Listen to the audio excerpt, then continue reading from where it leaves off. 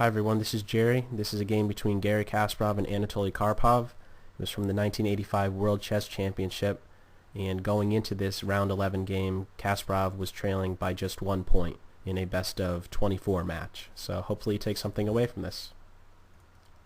Kasparov opens the game with one d4, queen pawn game, establishing a pawn in the center and allowing the queen bishop to come out. Karpov plays knight to f6. This is regarded as the most flexible response to d4. The big reason for that is because this knight will find itself on f6 in nearly all variations stemming from these queen pawn openings. So it makes sense to just kind of get that move out of the way, make that move first, and in doing so you're not yet showing your hand as to, let's say, what sort of pawn structure you're going to set up.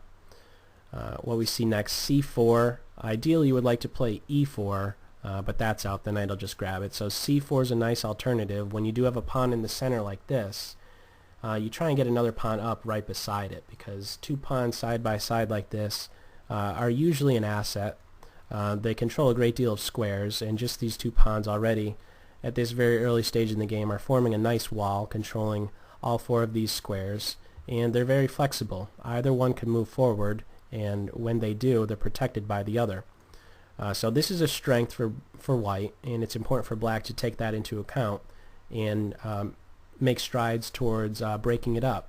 So e6 heads in a good direction, doing two things. It allows the bishop to come out, and it also prepares d5 to try and break these guys up. In the event of d5, if white captures, black can simply recapture with the pawn and maintain a pawn on d5, similar to how white has a pawn maintained on d4. So this is the opening phase. For the most part, you just try and get the minor pieces out and then castle.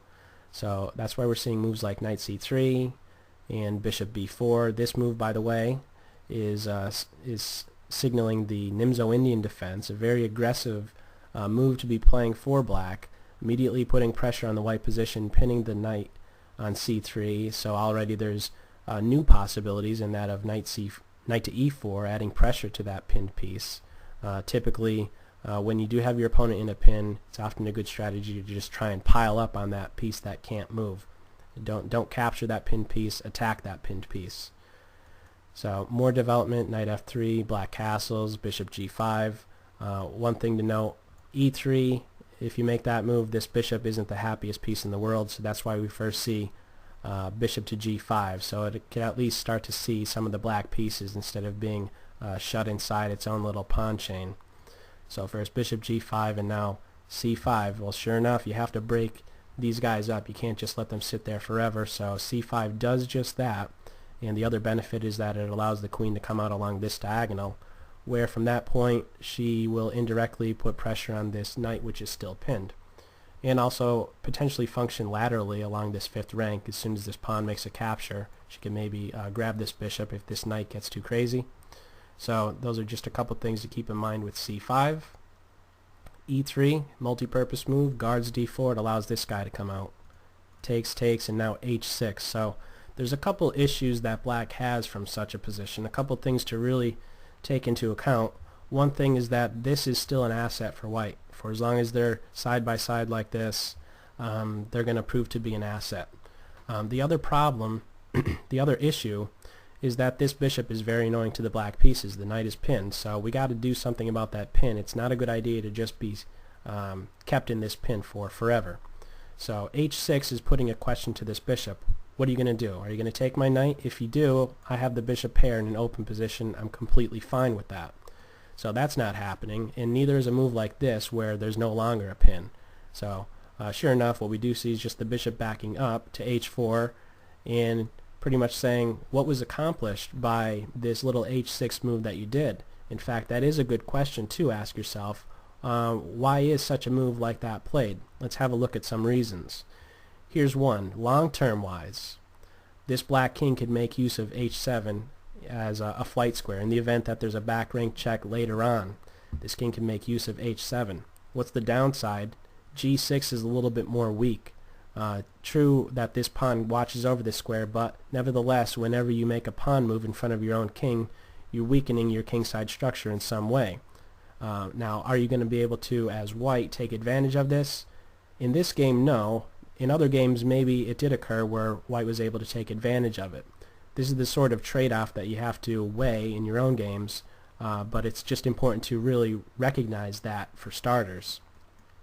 So after the bishop backs up, another reason that you could actually assign for this move is that from this position on g5, you'll notice that this bishop always has the possibility of maybe coming back to defend some dark squares that are on the queen side. However, after h6 and bishop h4, this bishop is pretty much just devoted to the king side and the king side alone. And so unless something crazy happens, this bishop is not going to be able to watch over any of these dark squares. It's pretty much devoted to just being a one-directional piece now. It's just focusing along this one diagonal, whereas for as long as it stays here, it still has, it's still functioning in a couple different directions. So what we do have, bishop back, h4 maintains the pin, but now it's a little less mobile from this h4 square. So d5, white was able, after that exchange occurred, after this c5 and the exchange occurred, white was able to maintain these two pawns still, so you still have to break them up. d5 does just that, putting a question to this little setup that white has. This is an interesting point right here. What we do see next is rook a to c1. You may be asking yourself, why not get my bishop developed and get castled? That's not necessarily a bad idea, but a move like rook on a to c1 is a very patient move. What's the difference behind moving the rook and moving the bishop in such a position? Let's have a look. What we did see next, after rook on a to c1, we saw the pawns being exchanged and the knight came to c6. Now if you just take a mental snapshot of this picture from this position, it is of course now white's turn to play. But if we instead make the move bishop to d3 opposed to rook to c1, let's see how things are a little bit different. After takes, knight c6, rook to c1, you'll notice that we have that identical position. However, it's now black's turn. So how did that occur? In short, it's not magic, it's math, right? Really what it's coming down to is just a couple, just recognizing the numbers that are involved. This bishop in this position right here, how did we arrive at just this last position? Well, notice the bishop had to first take a pit stop on d3 and only then capture on c4. So I had to take two moves before it arrived on c4, whereas in the other variation, as was played in the actual game, rook c1, takes, we have the bishop going immediately from f1 to c4, which is essentially saving a move, and this translates into a big deal. These are very high-level games. Knowing the differences between these little moves like this, rook to c1, opposed to just natural development-like moves, bishop to e2 or bishop to d3, really mean a world of difference. After rook to c1, if this tension is not resolved, some serious problems could be faced by black. For example, if knight to c6, there might be some tough questions that you could ask black in this position. For example, if a3 is played, this is putting a question to this bishop. What are you going to do? If you take my knight, I'm going to recapture, and I'm going to be happy with my bishop pair. Or in fact, I might even recapture like this to build my center, and I still have this bishop pair as an asset. So that's likely not going to happen. But what would happen from here? What are you going to do with your bishop? If you go here, I'm going to come here. And if you go here, I might actually press forward, not even give you the opportunity to take my pawn here. And something very serious has just occurred from this, or at this point in the game. Something very big has occurred. We had a change in the pawn structure. What we have is a 3 versus 2 pawn majority along the queen side, which means that by force, white can go ahead and force a passed pawn on the queen side.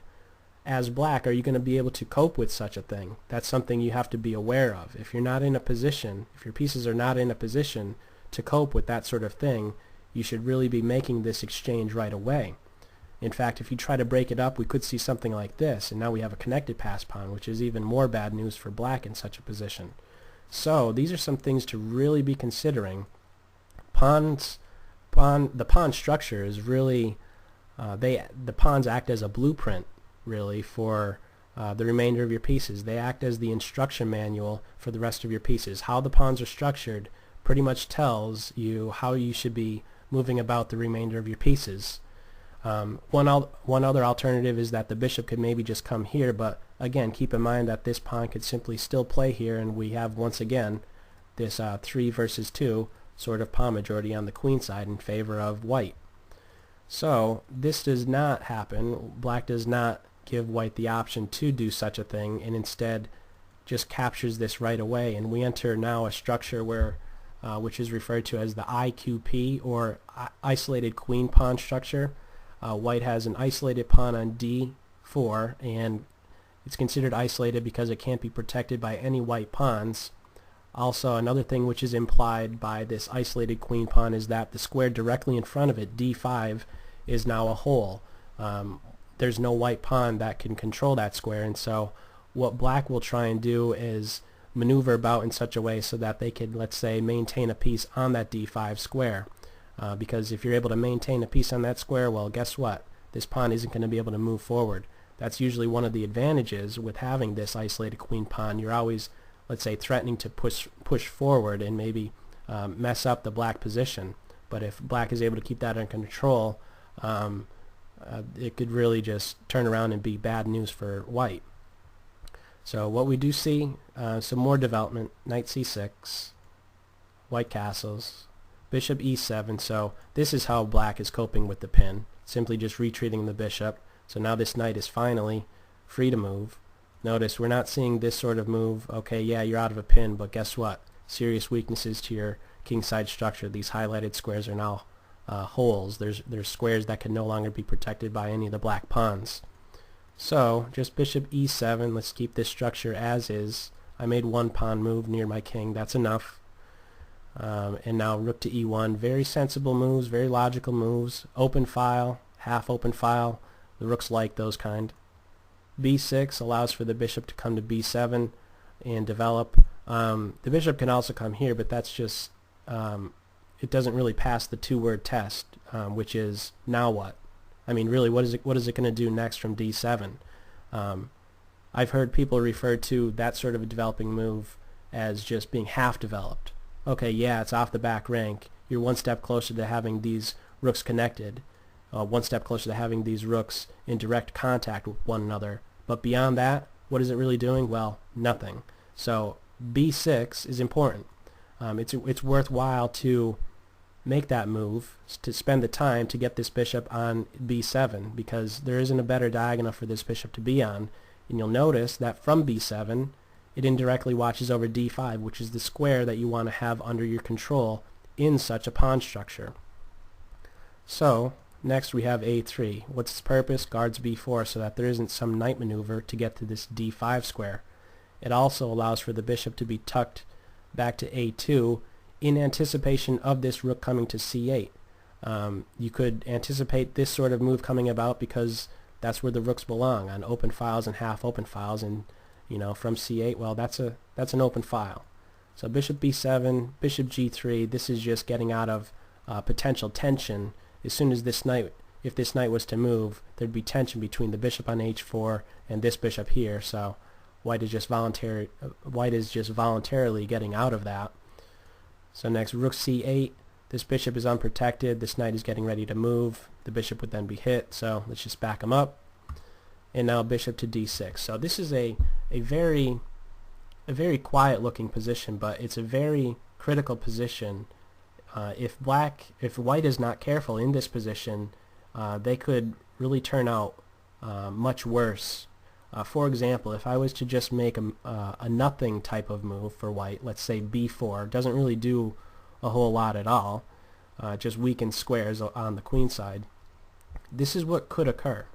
The exchange of bishops could come about, followed by knight to e7, and it's really hard to imagine any more pieces being able to control this d5 square. That's what you want to do as black, and guess what? Almost every piece is doing it. In fact, I would be preferring black in such a position. Control over that d5 square. There really is not going to be any sort of attack that I'm seeing from this point against the black king, so I'd be preferring black in such a position, and white would really be on their heels. This essentially what it's coming down to is something which would turn out to be a liability opposed to an asset. And so white is taking this sort of thing into account and opting to get rid of this liability. So that's why we see d5 at this point. If you don't play it now, you might not ever be able to play it without you being able to just lose that pawn. So that's why we see d5 right now. And we have a bunch of exchanges. After pawn takes knight, bishop takes pawn. Trading, we could see a queen trade as well, but really this is just amounting to not a whole lot at all. It's just even more simplified. There is not really any imbalance in this sort of position. Prior to this advance right here, we had a structural imbalance, but after these pawns are exchanged, really it's just coming down to, alright, whose pieces are better placed. So after queen f6, queen a4, if we just do a piece comparison, a piece assessment, these are the things that I'm seeing. The queens are roughly equal. Both are, essentially watching over or getting ready to maybe capture one another's pawns. A7 might fall after this guy is captured. B2 could fall at some point, of course. If we do a knight comparison, just get rid of those markers. If we do a knight comparison, we'll see that these guys are actually referred to as counterparts. When they're positioned like this, both of them are fighting for the same center squares, d4 and e5. So they kind of cancel each other out. There's also these rooks.